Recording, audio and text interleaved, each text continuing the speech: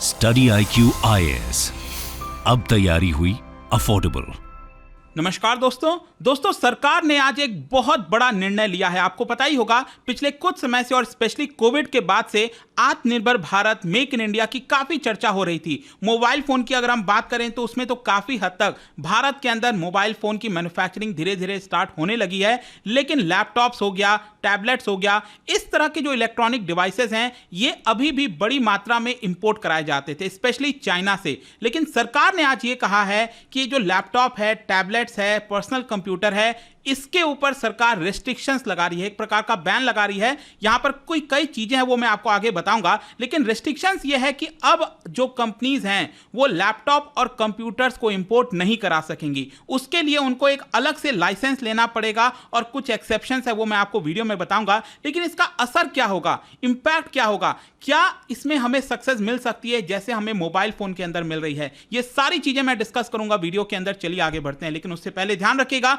आप में से जितने भी लोग यूपीएससी 2024 की प्रिपरेशन कर रहे हैं, प्रीलिम से लेकर इंटरव्यू तक की पूरी तैयारी एक सिंगल बैच में करना चाहते हैं, तो let me tell you, 3 live batch start हुआ है स्टडी IQ का। That is pure English, pure Hindi या फिर इंग्लिश बैच। कोई भी आप ज्वाइन करना है, हमारे वेबसाइट ऐप पर जाइए या फिर कमेंट सेक्शन में इसका लिंक है, वहां पर जाकर यूज करना है कोड अंकित लाइव। इस कोड से आपको सबसे ज्यादा डिस्काउंट मिलेगा और ये बैच लेने के बाद आपको कुछ भी और लेने की आवश्यकता नहीं पड़ेगी। सारे फीचर्स आपको इस बैच में मिल जाएंगे। और इसके साथ साथ अगर आप MCQs अटेम्प्ट करना चाहते हैं तो मेरे इंस्टा पेज पर जा सकते हैं, वहां पर स्टोरीज में जितने भी MCQs हैं वो आप अटेम्प्ट कर पाएंगे। तो चलिए शुरुआत करते हैं और सबसे पहले ये देखते हैं कि एग्जैक्टली हुआ क्या है। देखिए, ministry of commerce and industry के अंदर जो डिपार्टमेंट ऑफ कॉमर्स है और उसके अंदर आता है DGFT, इसका मतलब हुआ directorate general of foreign trade. आप देख सकते हो आज 3 अगस्त को ये नोटिफिकेशन जारी किया गया है और यहां पर जो हमारी इंपोर्ट पॉलिसी है उसके अंदर अमेंडमेंट किया गया है। और इसके अंदर आप देख सकते हैं जो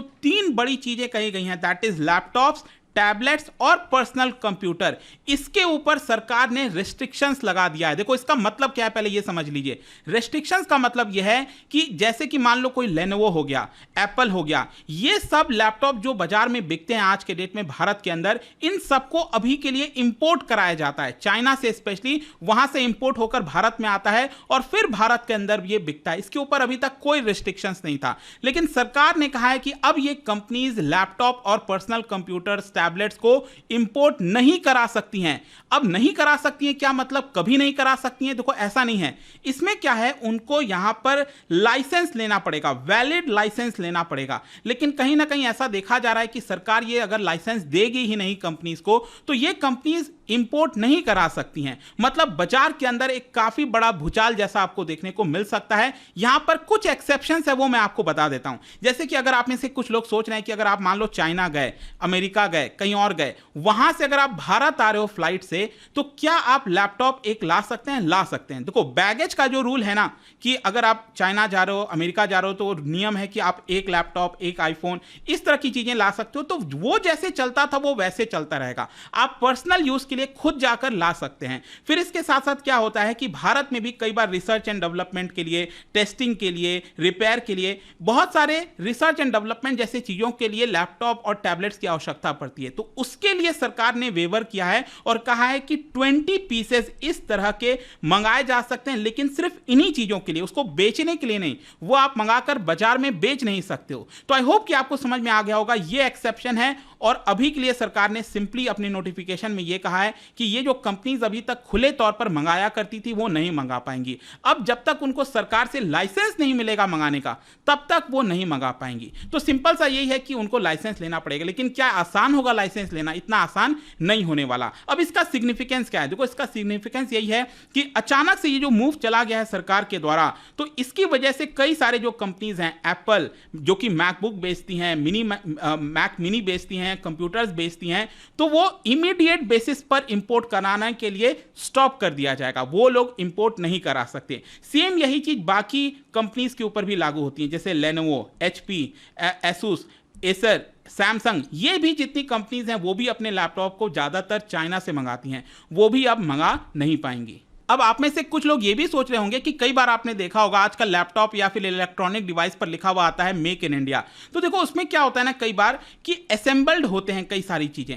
तो यहां पर क्या है कि जो पूरा का पूरा लैपटॉप होता है ना, जो मंगाया जाता है वो नहीं मंगाया जा सकता। हां, अलग अलग अगर पार्ट्स की बात करें, उसके रॉ मटेरियल की बात करें, तो वो अभी भी मंगाया जा सकता है। यहां पर जो पूरा का पूरा इंपोर्ट किया जाता है, एक पूरा पीस इंपोर्ट किया जाता है, वो नहीं मंगाया जा सकता। इनफैक्ट अगर आप मोबाइल फोन में भी देखोगे, जो सक्सेस भारत को आज के डेट में मिली है, ऐसा नहीं है कि हम कोई बहुत बड़ी मात्रा में मैन्युफैक्चरिंग कर रहे हैं मोबाइल फोन का।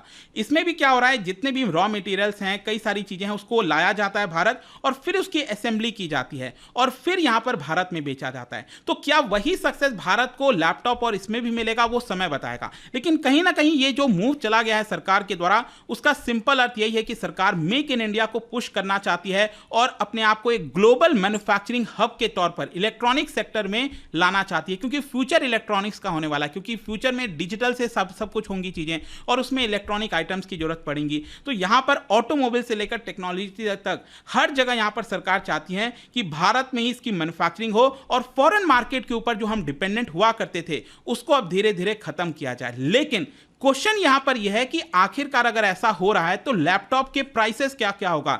देखिए, इसमें कोई डाउट नहीं है कि इमीडिएट बेसिस पर अगर आप मार्केट में जाओगे तो अचानक से जो लैपटॉप के प्राइसेस हैं, चाहे मैकबुक की बात करें, मैक मिनी की बात करें, लेनोवो के कोई लैपटॉप हो गया, तो उन सब के प्राइसेस आपको बढ़े हुए देखने को मिलेंगे। क्योंकि अगेन यहां पर भी वही हो जाता है, डिमांड और सप्लाई का फर्क हो जाता है। इकोनॉमिक्स में हम कहते हैं ना कि अचानक से डिमांड है लेकिन सप्लाई नहीं हो पा रही है। क्यों? क्योंकि सरकार ने इंपोर्ट के ऊपर रेस्ट्रिक्शंस लगा दिया, तो ऑटोमेटिकली इनके प्राइसेस बढ़ते हुए आपको देखने को मिलेंगे। वैसे मैं आपको बता दूं कि अप्रैल से जून का जो क्वार्टर गया था, इसमें जो भारत ने इलेक्ट्रॉनिक इंपोर्ट कराया, इलेक्ट्रॉनिक आइटम जिसमें लैपटॉप और ये सारी चीजें भी आती हैं, उसकी वैल्यू लगभग $19 बिलियन की थी, जो कि पिछले वाले प्रीवियस ईयर से अगर आप कंपेयर करो तो 6% इंक्रीज हुआ है। तो इलेक्ट्रॉनिक जो आइटम्स का इंपोर्ट है वो लगातार भारत में बढ़ता जा रहा था और उसी को देखते हुए सरकार यहां पर रेस्ट्रिक्शंस लगाना चाह रही है।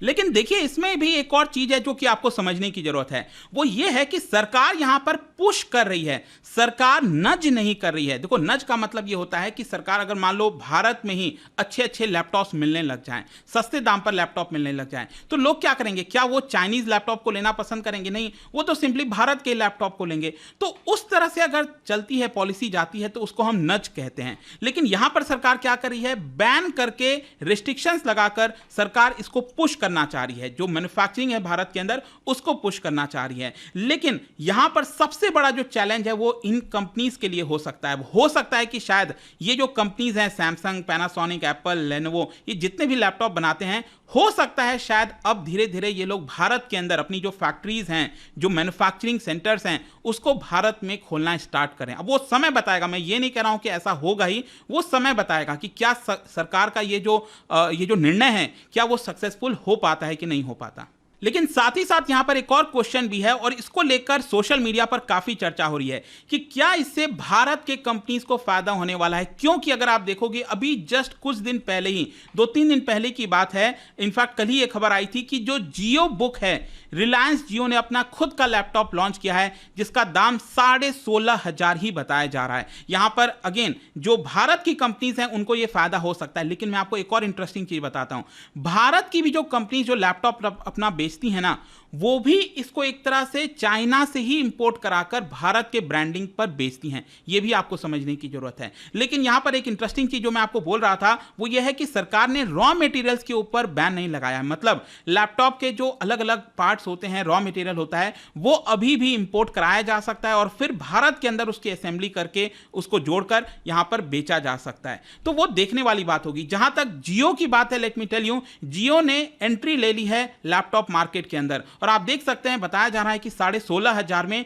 Octa core processor 4GB RAM वाला लैपटॉप मिलेगा। 64GB इसके अंदर स्टोरेज होगा और इसको एक्सपेंडेबल किया जा सकता है 256GB तक SD कार्ड के माध्यम से। इसकी खास बात यह है कि इन्फिनिटी कीबोर्ड है इसके अंदर, large multi gesture track pad है और इसके अंदर इनबिल्ट USB और HDMI पोर्ट्स मिलेगा जिससे आप एक्सटर्नल डिवाइसेस को कनेक्ट कर सकते हैं। फिर इसके अंदर जो ऑपरेटिंग सिस्टम है, ये जो जियो का लैपटॉप है, इसके अंदर खुद जियो का ही ऑपरेटिंग सिस्टम आपको मिलेगा जिसका नाम है जियो OS और रिलायंस का कहना है कि ये बहुत ही यूजर फ्रेंडली है है और साथ ही साथ लैपटॉप जो है इसके अंदर 4G connectivity, wifi, dual band wifi, और साथ ही साथ बोला जा रहा है कि काफ़ी अल्ट्रा सिम है, लाइट वेट है। इसका जो वेट है वो सिर्फ 990 ग्राम ही बताया जा रहा है, मतलब 1 kg से भी कम इसका वेट बोला जा रहा है। तो वो देखना होगा कि क्या जियो इसमें सक्सेस पा पाता है कि नहीं। लेकिन दूसरी तरफ अगर हम बात करें एप्पल, मैकबुक, लेनोवो जैसे लैपटॉप का, इनके लिए यहां पर चैलेंज होगा। लेकिन साथ साथ एक और चीज आपको समझने की जरूरत है कि ये जो फॉरेन की कंपनीज हैं, चाहे एप्पल की बात करें, लेनोवो की बात करें,